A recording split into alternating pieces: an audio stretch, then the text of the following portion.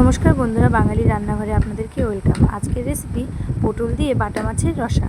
চলুন এই সহজ রেসিপিটা দেখে নেওয়া যাক। খুবই লোভনীয় হয় আর খুব ঝটপট বানিয়ে নেওয়া যায়। চলুন, খুব সহজ হয়, এই রেসিপিটা দেখে নেওয়া যাক। প্রথমেই আমি কড়াইয়ে তেল দিয়ে দিয়েছি, তেলটা গরম হয়ে গেছে। এবার বাটা মাছগুলো ছেড়ে দিব একে একে। প্রথমে আমি পাঁচটা দিব, পরে পাঁচটা দিব। সুন্দর করে ভেজে নিব লাল লাল করে। দেখুন ছাড়ছি এক এক করে। দেখুন হয়ে গেছে ভাজা, আমি উঠিয়ে নিব। তারপরে আবার দিয়ে দিব পাঁচটা। আমি 10টার মতন মাছ নিয়েছি। এই যে দেখুন, উল্টে পাল্টে সুন্দর করে ভেজে নিলাম। তারপরে দেখুন পটলগুলো এমন করে ছুলে মাঝখান থেকে চিড়ে নিয়েছি। এটা আমি সুন্দর করে ভেজে নেব।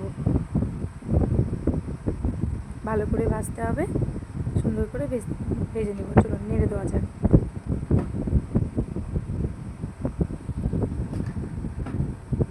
দেখুন ভাজা প্রায় হয়ে গেছে, উঠিয়ে নেব। ভাজা হয়ে গেছে, ভাজার তেলেই আমি দিয়ে দিব গোটা গরম মশলা,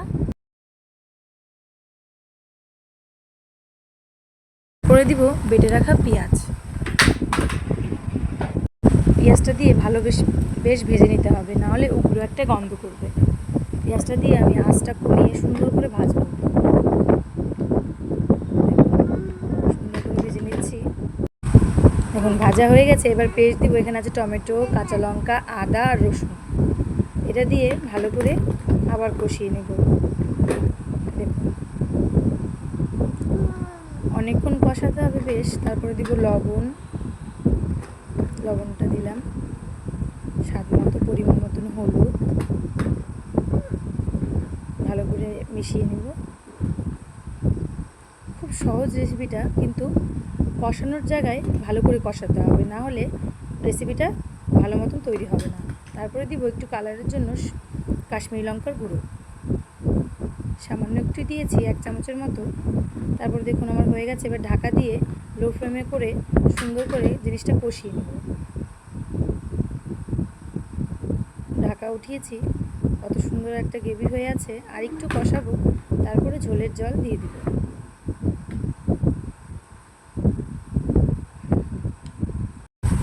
তারপরে দিব ভেজে রাখা পটলগুলো সবগুলো আমি দিয়ে দিব। আমার কষানো হয়ে গেছে মশলা। এটা কিছুক্ষণ আমি একটু নেড়ে চেড়ে মাখিয়ে নিব, তারপরে ঝোলের জল দিয়ে দিব। দেখুন এটা আমি একটু কষিয়ে নিচ্ছি, সুন্দর করে মাখিয়ে নিচ্ছি। যেহেতু আমার পটলটা ভাজা আছে, আমার অতক্ষণ রাখতে হবে না, বেশ একটু রাখলেই হয়ে যাবে। দেখুন সুন্দর করে মিশিয়ে দিয়েছি। এবার আমি জল দিয়ে দিব। গা মাখা করবো, তার জন্য বেশি জল দিব না। দেখুন জল দেওয়া হয়ে গেছে। এবার আমি ঢাকা দিয়ে দিব। ঢাকাটা উঠাই।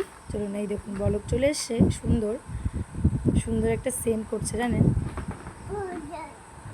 এই দেখুন, এবার আমি ভেজে রাখা মাছগুলো একে একে দিয়ে দেবো। দিয়ে ভালো করে ডুবিয়ে দিব। দেখুন সুন্দর করে একটু নেড়ে নিব। তারপরে একটু আঁচ কমিয়ে ঢেকে রাখবো। জিনিসটা তাহলে ভালো করে মজে যাবে। দেখুন ঢাকা উঠিয়ে দিয়েছি, প্রায় আমার রান্না হয়ে গেছে। আর একটু কিছুক্ষণ রাখবো। দেখুন কত সুন্দর একটা কালার এসছে আর সুন্দর একটা সেন্ট বাড়াচ্ছে জানেন। আপনারা বাড়িতে ট্রাই করবেন। এবার আমি দিয়ে দিব গরম মশলা দিয়ে আর একটু রাখবো, যেন গরম মশলাটা ভিতরে সবগুলোর সাথে মিশে যায়। দেখুন হয়ে গেছে রান্না। এবার আমি নামিয়ে নিব। দেখুন হয়ে গেছে আমাদের পটলের বাটা মাছের রসা। এটা ট্রাই করুন বাড়িতে। নমস্কার, আবার দেখাবো নতুন একটা ভিডিও।